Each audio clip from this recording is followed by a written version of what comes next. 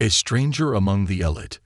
The soft glow of chandeliers bathed the room in a golden light, casting long shadows on walls adorned with modern art. The hum of quiet conversation intertwined with the delicate notes of a live pianist, creating a symphony of luxury. Every detail at D'Etoile, the most coveted fine dining establishment in Manhattan, spoke of sophistication, from the gleaming marble floors to the staff's impeccable uniforms. The diners, dressed in tailored suits and flowing evening gowns, embodied the aura of exclusivity. Étoile was more than a restaurant. It was a sanctuary for the elite. That evening, a man entered who didn't seem to belong. His name was Elijah Carter. He was tall and broad-shouldered, his presence commanding yet understated. Clad in a simple gray cardigan, well-fitted dark jeans, and polished boots, Elijah exuded an unpretentious confidence. His attire was clean and neat, but a far cry from the bespoke suits surrounding him. The room seemed to hold its breath for a moment as he stepped through the door, the chatter dipping into curious murmurs. Elijah walked to the host's stand, where a young woman with a polished smile greeted him. Her practiced demeanor faltered for a fleeting second as her eyes scanned his clothing, betraying her silent assessment. Still, she maintained her professionalism. "Good evening, sir," she said. "Do you have a reservation?" "Yes, under Carter," Elijah replied, his voice calm and steady. The hostess checked the list, her manicured finger gliding over the names. When she found it, she blinked, clearly surprised. She recovered quickly, pasting a more genuine smile on her face. "Right this way, Mr. Carter." As Elijah followed her through the dining room, the subtle ripple of judgment became more evident. Diners glanced up from their plates, their gazes lingering just a beat too long. Some whispered to their companions, their expressions ranging from mild curiosity to outright disdain. A few tried to mask their reactions, but the flicker of judgment was undeniable. The hostess led Elijah to a table near the center of the room, surrounded by couples and groups engaged in hushed conversations. It was a prime spot, typically reserved for regular patrons or high-profile guests. Elijah settled into his chair with ease, his movements deliberate and unbothered by the undercurrent of scrutiny. "Your server will be with you shortly," the hostess said before retreating. Elijah opened the menu, his expression unreadable as he scanned the elaborate descriptions of dishes that were more art than sustenance. Around him, the room seemed to hum with a silent narrative. Who was this man? What was he doing here? And more importantly, could he afford it? The server assigned to Elijah's table approached after a few moments. His name was Trevor, a man in his late 20s with sharp features and an even sharper tongue, though he hid it behind a facade of cordiality. His demeanor, polished and practiced, betrayed a subtle arrogance. Trevor's sharp eyes took in Elijah's appearance, a flicker of disdain crossing his face before he composed himself. "Good evening, sir," Trevor said with a tight-lipped smile. "Welcome to Étoile. May I start you off with water? We have sparkling, still, or tap." Elijah looked up, meeting Trevor's gaze with calm confidence. "Still water, please," he replied, his voice even. Trevor nodded, jotting down the order on his notepad. "Of course. And may I recommend the chef's tasting menu? It's a curated experience featuring our finest dishes," he added, his tone carrying a hint of condescension. Elijah's lips curled into a faint smile. "That won't be necessary. I'll order à la carte." "Very well," Trevor replied, his mask of politeness slipping ever so slightly as he retreated. As Elijah waited for his water, he observed the room with quiet curiosity. It wasn't the opulence that held his attention, but the dynamics within it. The way people carried themselves, the subtle interactions, and the unspoken hierarchy that seemed to permeate the air. He could feel the weight of the glances cast his way, the whispers that followed in his wake. Yet he remained unbothered, his composure unshaken. Trevor returned with a chilled bottle of water and poured it with theatrical precision, as though compensating for his earlier misstep. "Have you decided on your order, sir?" he asked, his tone neutral but edged with impatience. "Yes," Elijah said, closing the menu. "I'll start with the foie gras torchon, followed by the lobster thermidor." Trevor raised an eyebrow, clearly surprised. He hesitated for a moment before nodding. "Excellent choices," he said, his words lacking genuine enthusiasm. He retrieved the menu and disappeared into the kitchen, but not before casting a lingering glance back at Elijah, his thoughts evident in his expression. The whispers around the room grew more frequent. At a nearby table, a woman in a sequin dress leaned toward her companion, her voice low but not low enough. "He must be lost," she said, her tone dripping with derision. "Did you see what he's wearing?" Her companion chuckled softly. "Maybe he's here to deliver something." Elijah caught the remark but didn't react. Instead, he reached for his water glass, taking a slow sip as he continued to observe. He'd been in rooms like this before, rooms that thrived on assumptions, where appearances dictated respect. But Elijah wasn't here to prove himself. He had nothing to prove. When the foie gras arrived, Trevor set the plate down with an exaggerated flourish, as though mocking the simplicity of Elijah's demeanor. "Your appetizer, sir," he said, his voice laced with insincerity. "Thank you," Elijah replied, his tone steady. He picked up his fork and took a bite, savoring the dish with deliberate care. It was exquisite, as expected, but the taste was marred by the atmosphere. Around him, the hum of conversation continued, the whispers blending into a cacophony of judgment. Elijah remained composed, his expression unreadable as he worked through the appetizer. It wasn't until Trevor returned to clear the plate that the tension escalated further. "How was everything, sir?" Trevor asked, his tone forced. "Excellent," Elijah said simply, meeting Trevor's gaze with a calm that seemed to unsettle him. Trevor hesitated, as though searching for a way to maintain the upper hand, but Elijah's unflappable demeanor left no room for such games. He collected the plate and retreated, his frustration evident in his hurried movements. The main course arrived with the same precision as before, but the weight of the room's judgment hung heavier now.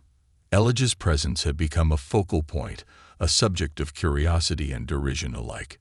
Yet he remained unmoved, his quiet confidence a stark contrast to the bustling insecurity around him. As Elijah cut into the lobster thermidor, the delicate aroma filling the air, he felt the tide of the evening begin to shift. There was more to his story than anyone in the room could fathom, and the truth would soon turn their assumptions on their heads. The unraveling assumptions. The delicate sound of cutlery scraping against fine china underscored the soft murmurs in the room, but Elijah seemed untouched by the orchestral hum of judgment around him.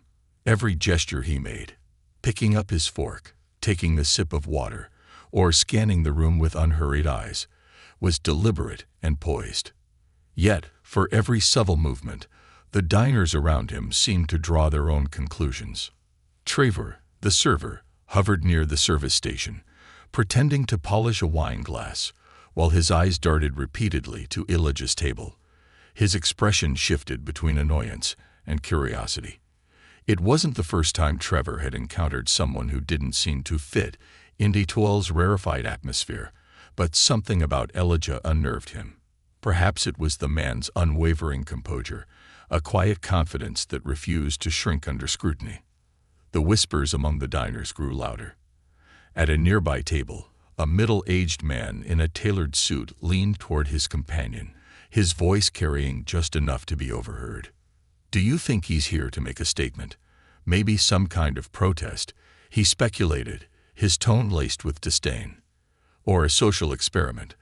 The woman across from him replied, her diamond earrings catching the light as she tilted her head. "You know, like those videos where someone pretends to be poor and then reveals they're a millionaire." Elijah's ears caught fragments of the conversation, but his face betrayed nothing. Instead, he focused on his meal, methodically cutting into the perfectly prepared lobster thermidor. The dish was a testament to Etoile's reputation. Rich, buttery, and delicately seasoned. Yet, as flawless as the flavors were, they did little to mask the bitterness of the atmosphere. Trevor returned to the table, his demeanor shifting subtly. While he maintained the veneer of professionalism, There was an unmistakable edge to his tone. "How's everything so far, sir?" Trevor asked, his voice teetering on the edge of disingenuous concern. Elijah set down his fork, his gaze steady as he looked up. "It's excellent," he said simply, offering no further elaboration. Trevor lingered for a moment, as though expecting more. When none came, he forced a tight smile and stepped away, his frustration evident in the tautness of his posture. Back at the service station, Trevor exchanged whispers with a fellow server, a young woman named Clara. Her eyebrows shot up as Trevor described Elijah's composed yet unassuming presence. "He's been ordering the most expensive items on the menu," Trevor muttered, his voice tinged with disbelief, "and he hasn't even glanced at the prices." Clara smirked, casting a quick glance in Elijah's direction. "Maybe he's trying to impress someone, or he doesn't realize how much it's all going to cost." "Either way," Trevor replied, shaking his head, "he doesn't belong here." As the evening wore on, the tension in the room seemed to crystallize. Elijah remained a focal point of attention, the diner's covert glances growing bolder. At one point, a young couple seated 2 tables away began openly speculating about him. "Do you think he just wandered in off the street?" the woman asked, her tone dripping with amusement. "Maybe," her companion replied with a chuckle, "though I don't know how he got past the host." Elijah caught their eyes as they spoke, his calm gaze momentarily meeting theirs. The woman quickly looked away, flustered, while the man shifted uncomfortably in his chair. Elijah allowed himself a small smile, not out of smugness, but as a quiet acknowledgement of the absurdity unfolding around him. It wasn't long before Trevor approached again, this time carrying the dessert menu. His movements were deliberate, his smile forced as he placed the leather-bound booklet on the table. "May I recommend the sorted, sir? It's a light and refreshing way to end the meal," Trevor suggested, his tone carefully modulated to hide the underlying condescension. Elijah didn't bother opening the menu. "I'll have the chocolate soufflé," he said, his voice calm and firm. Trevor blinked, caught off guard by the certainty of the choice. He hesitated for a fraction of a second before nodding stiffly. "An excellent selection," he said before retreating. Back at the service station, Clara raised an eyebrow at him. "What's his deal?" she asked, her curiosity piqued. Trevor shook his head, his frustration bubbling to the surface. "I don't know, but it feels like he's just here to make a point." "And what point would that be?" Clara asked, half smiling. "That people like him can pretend they belong in places like this," Trevor replied, his voice lowering as a hint of venom seeped into his words. Clara frowned but said nothing, sensing that Trevor's assumptions were rooted in something more personal than professional. When the dessert arrived, Trevor set it down with the same exaggerated precision he'd employed earlier, his actions bordering on theatrical. "Your soufflé, sir," he said, his tone clipped. Elijah thanked him with a nod, his composure unshaken. He took his time with the dessert, savoring each bite, as though the whispers and judgments surrounding him were of no consequence.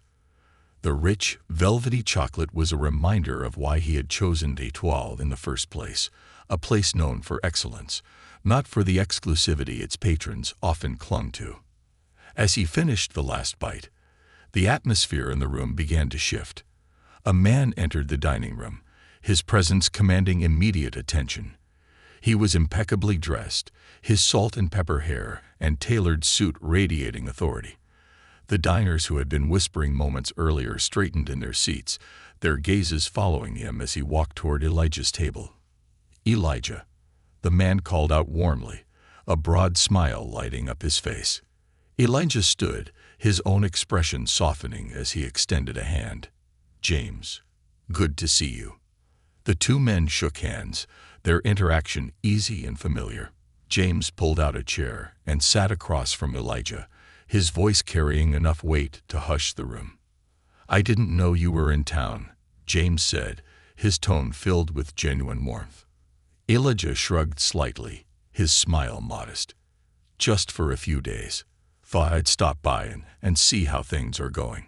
The diners who had been so quick to judge moments earlier now watched in silence, their curiosity mingled with growing unease. Trevor, still hovering near the service station, looked as though he'd seen a ghost.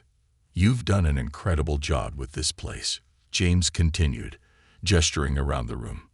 "The team can't stop talking about the changes you've implemented." Elijah inclined his head, his voice steady but modest. "It's a team effort.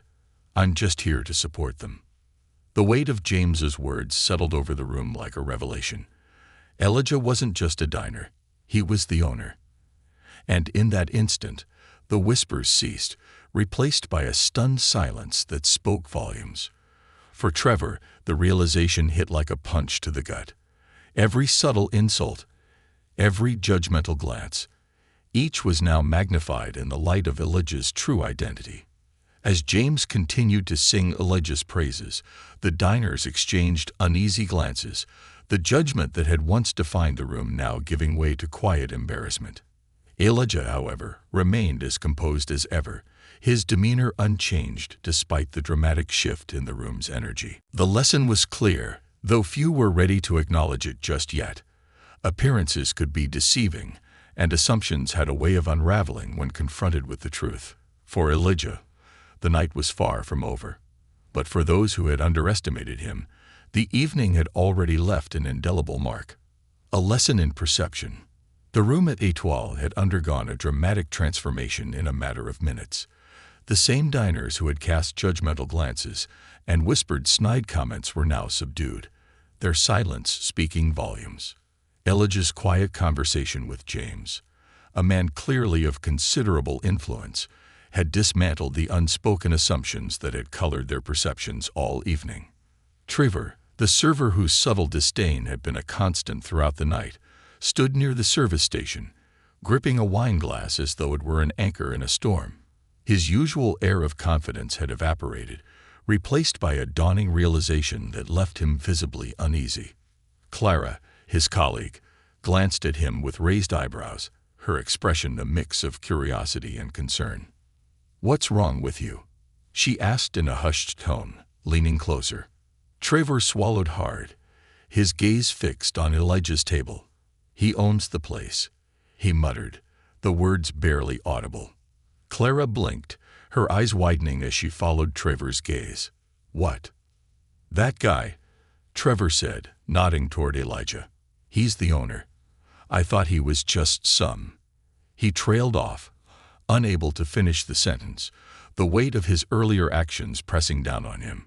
Clara's mouth fell open slightly before she caught herself. "Are you serious?" Trevor nodded, his face pale. James wouldn't be sitting with him like that if he wasn't. "He's talking about how Elijah," he emphasized the name with a newfound respect, "has been running the place and making changes." Clara leaned back, processing the revelation. She glanced at Elijah, who appeared entirely at ease, his demeanor unchanged despite the palpable shift in the room's energy. "Well," she said, her tone sharper now, "I hope you didn't do anything stupid." Trevor didn't reply, his silence confirming her fears.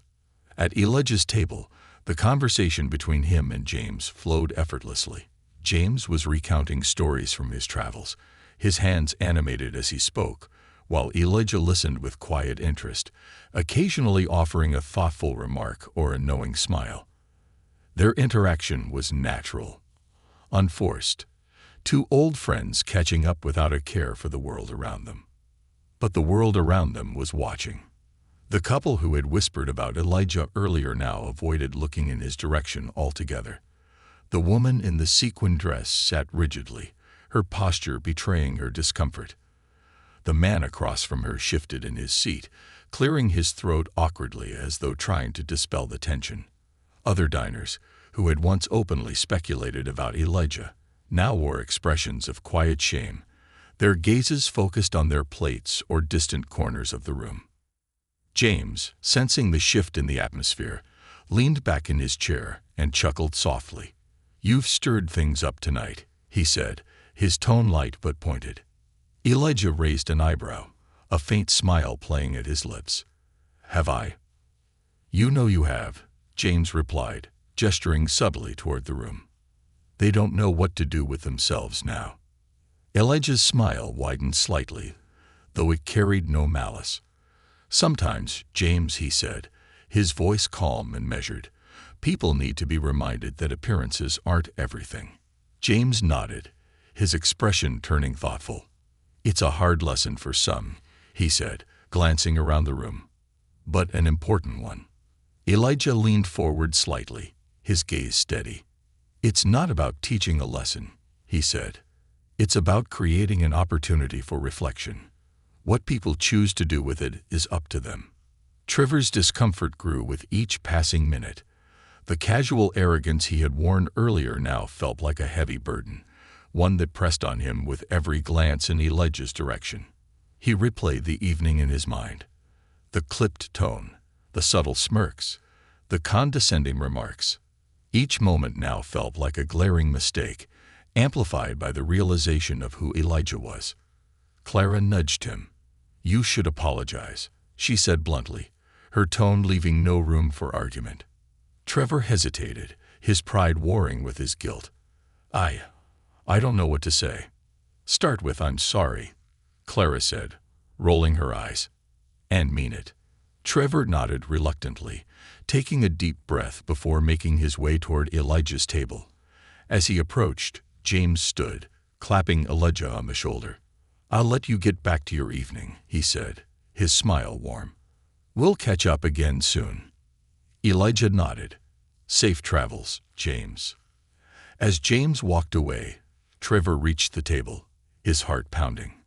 Elijah looked up, his expression calm but expectant. "Sir," Trevor began, his voice quieter than usual.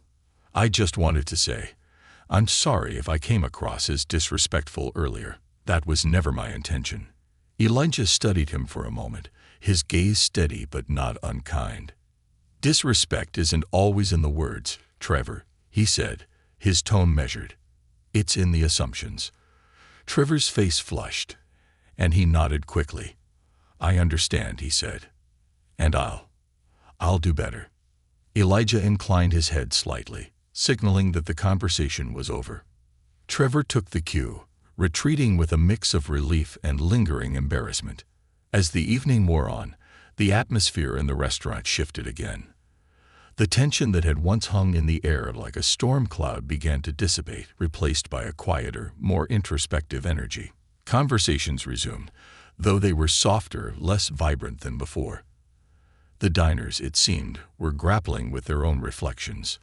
Elijah requested the check, and the manager herself brought it to his table. She was a composed woman in her 40s, her professionalism unshaken despite the events of the evening. "Mr. Carter," she said, her tone warm and respectful, "it's always a pleasure to have you here. Your meal is, of course, on the house." Elijah smiled faintly, shaking his head. "I appreciate the gesture, but I insist on paying. Excellence deserves recognition." The manager nodded, her admiration evident. "Thank you, sir." Elijah signed the check and left a generous tip, enough to make a point without being ostentatious. As he stood to leave, the room seemed to hold its breath. He walked out with the same quiet confidence he had entered with, leaving behind a restaurant forever changed by his presence. The diners who had judged him, the server who had underestimated him, the whispers and assumptions, they all lingered in the air like an unspoken lesson. Elijah's grace under scrutiny had left an indelible mark, a reminder that respect and dignity transcend appearances. For Trevor, Clara, and the others, it wasn't just a lesson in perception. It was a call to action, a challenge to see beyond the surface and embrace the humanity that connects us all. The ripple of realization. The door of Etoile closed softly behind Elijah as he stepped out into the cool Manhattan night, leaving behind a room filled with hushed voices and stolen glances.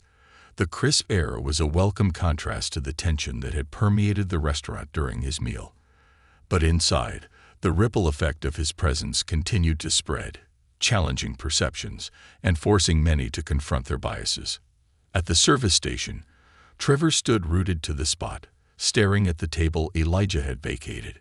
The empty glass, the folded napkin, and the generous tip he had left behind told a story that Trevor was struggling to reconcile with his earlier assumptions. Clara nudged him sharply. "Are you just going to stand there all night?"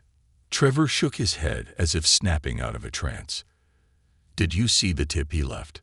he asked, his voice tinged with disbelief. Clara leaned over, catching sight of the crisp bills under the check holder. Her eyebrows shot up. "That's more than generous," she said, her voice softening.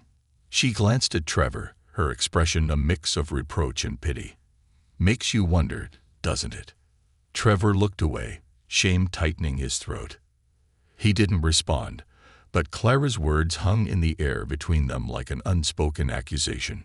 Across the room, diners who had once whispered and smirked now found themselves unusually quiet. Conversations that had been filled with speculation about Elijah's appearance were now replaced with awkward silences and sidelong glances. The woman in the sequined dress, who had earlier mocked Elijah's attire, stared down at her plate, her hands fiddling with her napkin. Her companion, sensing her discomfort, reached out to take her hand. "You didn't know," he said quietly, though his own expression betrayed his unease.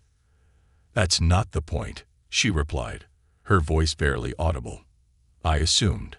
I judged him without knowing anything about him." Her companion nodded, his silence acknowledging the truth of her words. Around them, other diners shifted in their seats, the weight of their collective judgment settling heavily in the room. In the back office, the manager sat at her desk, replaying the events of the evening in her mind. She had been alerted to Elijah's presence the moment he arrived, her staff's whispers reaching her before she even saw him. At first, she had dismissed their comments, confident in the professionalism of her team. But as the night unfolded, she realized just how much work remained to be done, not just in her restaurant, but in the culture it embodied. Her phone buzzed on the desk, pulling her from her thoughts. It was a text from James, the regular who had joined Elijah at his table. "James, Elijah handled himself with his usual grace tonight. I trust you'll address the behavior we both witnessed." The manager sighed, typing out a quick reply. "Manager, of course, it won't happen again." She set the phone down, her mind already forming a plan for the next staff meeting. This wasn't just a matter of policy, it was a matter of integrity. Meanwhile, Elijah walked down the bustling streets of Manhattan, the city alive with lights and energy. He moved with the same quiet confidence he had carried inside Etoile, his expression thoughtful but calm. A block away, he reached his destination, a small coffee shop nestled between high-rise buildings. It was unassuming, with a simple wooden sign that read Roastery & Co. in neat letters. Inside, the atmosphere was warm and inviting, a stark contrast to the polished opulence of Etoile. The barista greeted him with a genuine smile. "Mr. Carter, good to see you again." The usual. Elijah nodded, his demeanor softening. "Yes, please." As he waited for his drink, he glanced around the shop. The patrons here were a mix of students, artists, and professionals, their casual chatter creating a comforting hum. Unlike Etoile, there was no air of judgment or pretension, just people enjoying a quiet moment in their day. When his drink arrived, a simple black coffee, Elijah took it to a corner table by the window. He sipped it slowly, savoring the rich flavor. This was his sanctuary, a place where he could reflect without the weight of expectations or assumptions. Back at Etoile, Trevor's shift ended, but the night's events lingered in his mind. As he changed out of his uniform in the staff locker room, Clara's earlier words echoed in his ears. "Makes you wonder, doesn't it?" Trevor sighed, sitting down on the bench and burying his face in his hands. He thought about Elijah's calm demeanor, his polite responses, and the quiet dignity with which he had carried himself throughout the evening. Trevor had spent the entire night assuming the worst about him, and now he couldn't escape the truth of his own behavior. Pulling out his phone, Trevor typed a quick search into the browser. Elijah Carter. The results were immediate. Articles, interviews, and press releases filled the screen, all detailing Elijah's journey from a humble upbringing to becoming a successful entrepreneur and philanthropist. There were photos of him at community events, standing in front of a newly renovated youth center and shaking hands with local leaders. Trevor stared at the screen, his chest tightening. He had judged a man who had done more good in the world than he could fathom, and all because of his clothes. The next morning, Elijah sat in his office, a sleek yet modest space overlooking the city. He was reviewing proposals for a new community initiative when his assistant knocked gently on the door. "Mr. Carter," she said, stepping in with a clipboard. "There's a message for you. From D'Etoile." Elijah raised an eyebrow. "Go on." She hesitated before reading aloud. "The manager wanted to apologize for any discomfort you may have experienced during your visit last night. She's offered a complimentary meal for your next visit and assured that staff training will be prioritized moving forward." Elijah leaned back in his chair, a faint smile touching his lips. "Tell her I appreciate the gesture," he said, "but there's no need for a complimentary meal. I prefer to pay for what I enjoy." His assistant nodded, jotting down the response. As she left the room, Elijah turned his chair to face the window, gazing out at the city below. The night at Etoile was behind him, but its lessons were still unfolding for those who had been there. For Elijah, life had always been about more than appearances, and for those who had judged him, the ripple of realization was just beginning. A new perspective. The sun was setting over Manhattan, casting a warm golden glow on the skyscrapers. Elijah Carter's day had been a whirlwind of meetings, phone calls, and planning for his latest philanthropic project. Yet the events of the previous evening at Etoile still lingered in his mind, not as a source of anger or frustration, but as a reminder of how far society still had to go in breaking down the barriers of assumption. At Etoile, the aftermath of Elijah's visit was still being felt. Trevor, the server who had unwittingly dismissed and judged the restaurant's owner, couldn't shake the guilt that had settled in his chest. He arrived for his shift early, his usual swagger replaced by an uncharacteristic hesitancy. The dining room, with its gleaming surfaces and pristine ambience, suddenly felt suffocating, a stage where his mistakes had been magnified under the spotlight. The manager called for a staff meeting before the evening rush. The team gathered in the back of the house, some leaning against counters while others sat on stools, their expressions ranging from curious to indifferent. Trevor stood near the back, his arms crossed tightly as if trying to shield himself from the inevitable. The manager, a composed woman named Evelyn, stepped forward, her sharp heels clicking against the tiled floor. She was a no-nonsense leader, respected for her fairness, but also known for her unwavering standards. "Last night, we had an experience that I believe is worth addressing," Evelyn began, her gaze sweeping the room. "Mr. Elijah Carter, the owner of this restaurant, dined with us, and while he came here as a guest, I understand that some of you failed to treat him with the respect and professionalism that every diner deserves." Her words hung in the air, heavy and unyielding. Trevor shifted uncomfortably, but kept his eyes on the floor. Evelyn continued, her tone firm but not unkind. "This isn't about punishment. It's about reflection.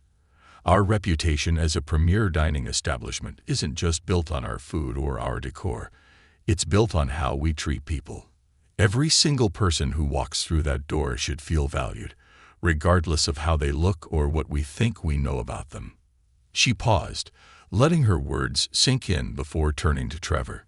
"Trevor, I understand you were Mr. Carter's server last night." Trevor's head shot up, his face flushing. "Yes, ma'am," he said, his voice barely above a whisper. "Do you have anything to say?" Evelyn asked, her tone neutral but expectant. Trevor hesitated, his mind racing. Finally, he took a deep breath and stepped forward. "I made a mistake," he said, his voice shaking slightly. "I judged him based on his appearance, and I treated him differently. I was wrong, and I'm sorry." The room was silent, the other staff members watching him with varying degrees of surprise and approval. Evelyn nodded, her expression softening just a fraction. "Thank you for acknowledging that," she said. "The important thing is to learn from this. Biases and assumptions are human, but they have no place here. We're in the business of hospitality, and that means treating everyone with dignity and respect. She turned to the rest of the staff. Let this be a lesson for all of us. If we can't extend kindness and professionalism to every guest, then we're failing at the very essence of what we do. Later that evening, as the restaurant prepared for service, Trevor found himself in a contemplative mood. He went through the motions of setting tables and polishing glassware, but his mind was elsewhere. Clara, ever the observant one, sidled up next to him. "You okay?" she asked, her voice softer than usual. Trevor nodded but didn't meet her eyes. "I just keep thinking about last night," he admitted, "about how easy it was for me to assume things about Mr. Carter, and how wrong I was." Clara smiled faintly. "The fact that you're thinking about it means you're already doing better," she said. "Most people wouldn't even admit they were wrong." Trevor looked at her, his expression earnest. "I just don't want to be that kind of person. You know." Clara patted his shoulder. "You're not. You made a mistake. Now you learn from it and do better." Meanwhile, Elijah was sitting in his office, reviewing the final details of a community project he had been working on for months. It was a small but meaningful initiative, a program designed to provide culinary training for underserved youth in the city, giving them a pathway into the hospitality industry. His assistant, Maria, entered with a folder of documents. "Mr. Carter, these are the profiles for the first group of participants," she said, handing him the folder. Elijah opened it and began reading through the profiles. Each name represented a story. A young person with dreams and struggles, many of whom had faced challenges far greater than he had at their age. As he read, he thought about Étoile and the lessons the restaurant had inadvertently taught him the night before. It wasn't just about breaking stereotypes or challenging assumptions. It was about creating opportunities for change, both in perception and in action. Elijah looked up at Maria. "Do we have everything ready for the orientation?" he asked. "Yes, sir," Maria replied. "The team is excited to meet you." Elijah nodded, a small smile playing on his lips. "Good, because I'm excited to meet them too." Back at Étoile, the evening rush began, and the restaurant filled with its usual mix of well-dressed patrons and lively conversation. Trevor worked his section with a renewed sense of purpose, his interactions with guests noticeably warmer and more genuine. He still carried the weight of his mistakes, but he channeled that energy into doing better, into seeing people as they were, not as he assumed them to be. At one table, a couple complimented him on his attentiveness. At another, a solo diner thanked him for his thoughtful recommendations. Each interaction was a small step toward redemption, a chance to prove not just to others, but to himself that he could grow. As the night wore on, Trevor felt something shift within him. It wasn't just about being a better server, it was about being a better person. And though the road ahead was long, he was determined to walk it with humility and an open heart. For everyone touched by Elijah Carter's quiet grace, the lessons of that evening at Étoile would linger far longer than the taste of any meal. It wasn't about who owned the restaurant or who dined there. It was about humanity, about looking beyond the surface and treating every person with the dignity they deserved. And for Elijah, the night had reaffirmed something he already knew. True change didn't come from grand gestures or loud declarations. It came from the quiet moments, the small ripples that eventually grew into waves. The legacy of change. The story of Elijah Carter's visit to Étoile had become something of an unspoken legend within the restaurant's walls. Though only a few staff members and diners had directly interacted with him, the ripple effects of that evening were profound. For some, it was a moment of self-reflection. For others, it became a catalyst for meaningful change. The following week, Trevor arrived for his shift early, his usual nervous energy now tempered with a sense of resolve. The meeting with Evelyn, the manager, had been a turning point. He had replayed her words in his mind countless times. Biases and assumptions are human, but they have no place here. Trevor wasn't just thinking about how he treated the guests. He was also examining how he treated the people around him, his colleagues, his friends, and even strangers in his day-to-day life. Clara noticed the shift immediately. Trevor was less curt, more patient, and took the time to connect with the other servers in ways he never had before. That evening, the restaurant was at full capacity, with the hum of conversation and the soft clinking of glasses filling the air. Trevor moved through his section with a new sense of purpose. He greeted each table warmly, his tone genuine, and his body language relaxed. At one table, a single diner, a young woman in a casual dress, looked up at him nervously as he approached. "Good evening," Trevor said, offering a sincere smile. "Welcome to Étoile. Can I start you off with some water? We have sparkling, still, or tap." The woman hesitated before answering, her voice barely above a whisper. "Tap is fine. Thank you." Trevor nodded, jotting down her order. "Of course. Take your time with the menu, and let me know if you have any questions." He walked away, glancing back briefly to see her visibly relax. The interaction was small, but it felt significant. Trevor realized that making someone feel at ease wasn't just part of his job, it was part of being human. Meanwhile, Elijah Carter was preparing for a different kind of gathering. That evening, he was hosting the orientation for his culinary training program, held at a community center he had recently renovated.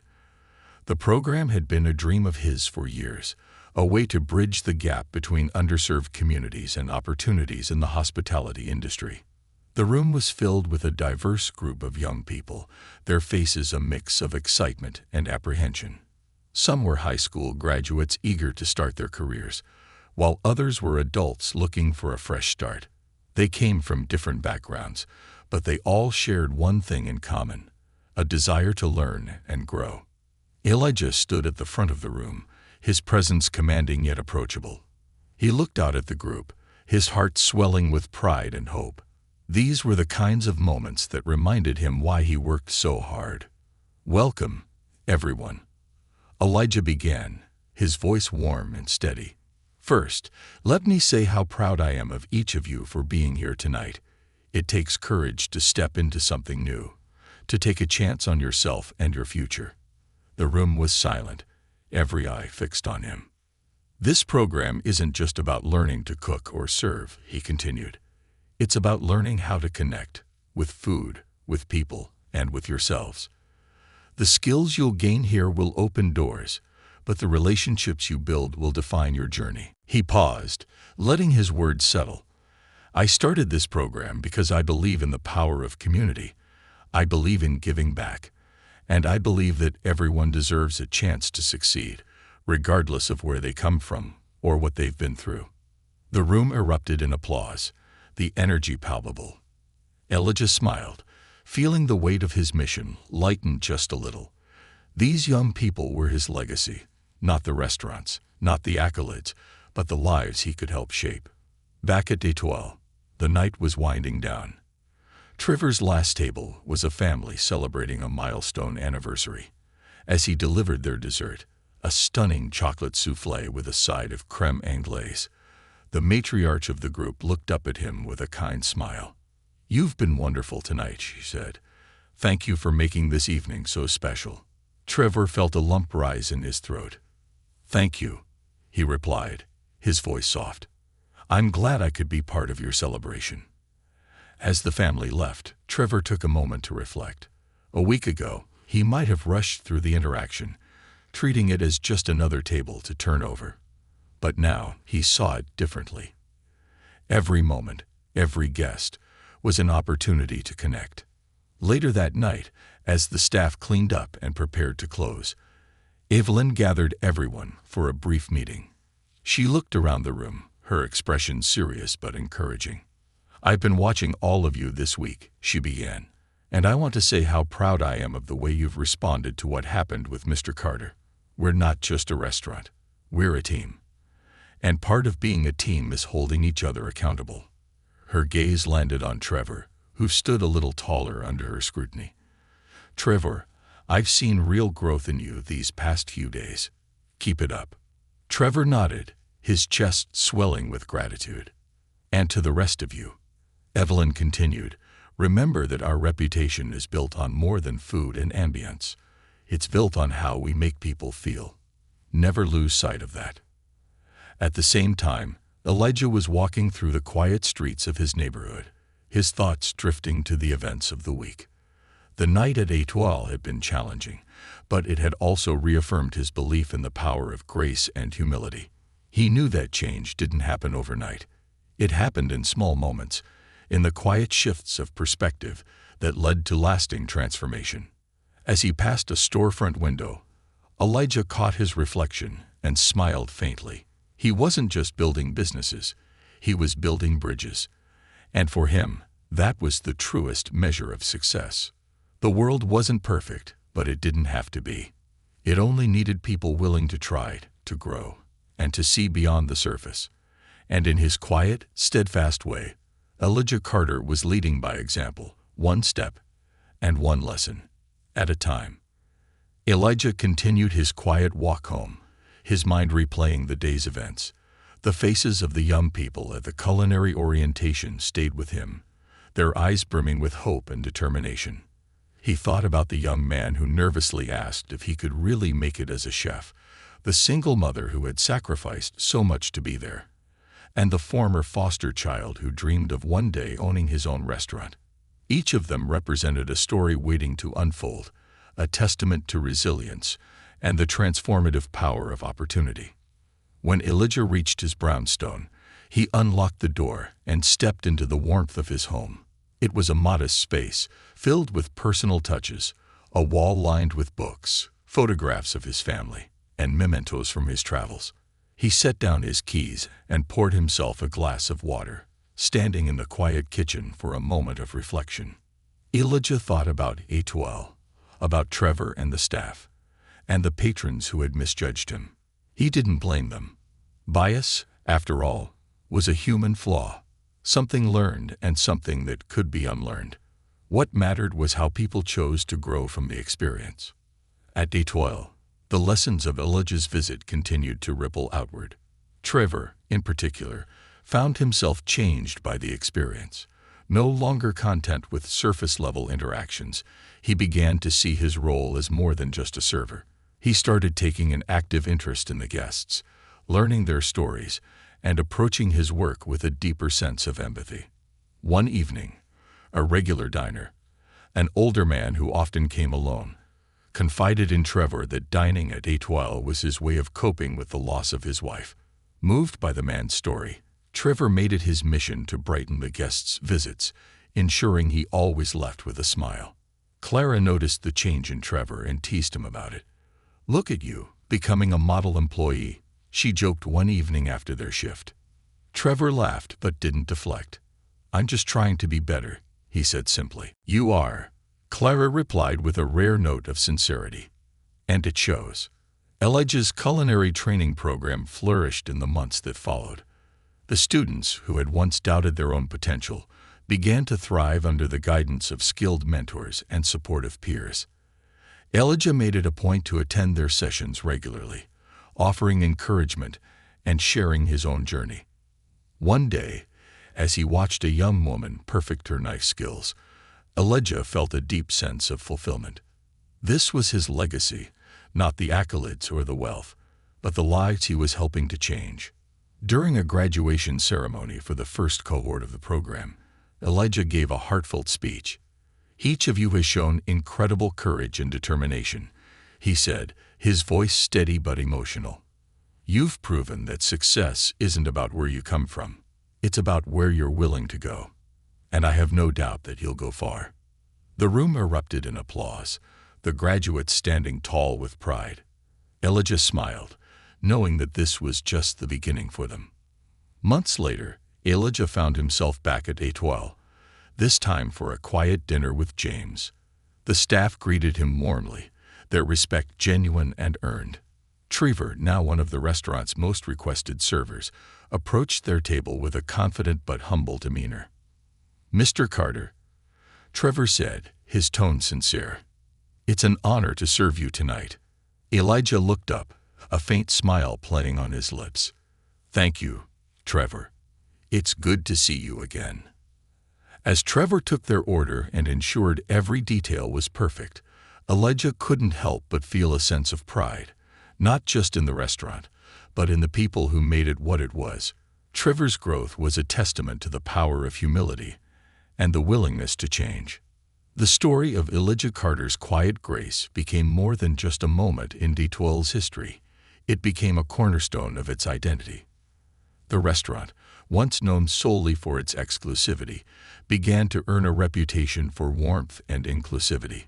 Patrons noticed the difference, and many returned not just for the food, but for the experience of being truly seen and valued.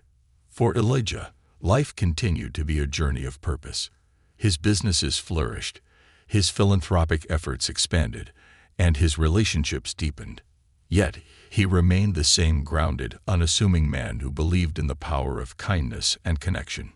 As he often said, success isn't about what you gain, it's about what you give. And so, Elijah's legacy grew, not in grand gestures or monuments, but in the lives he touched and the hearts he changed, one small act of humanity at a time.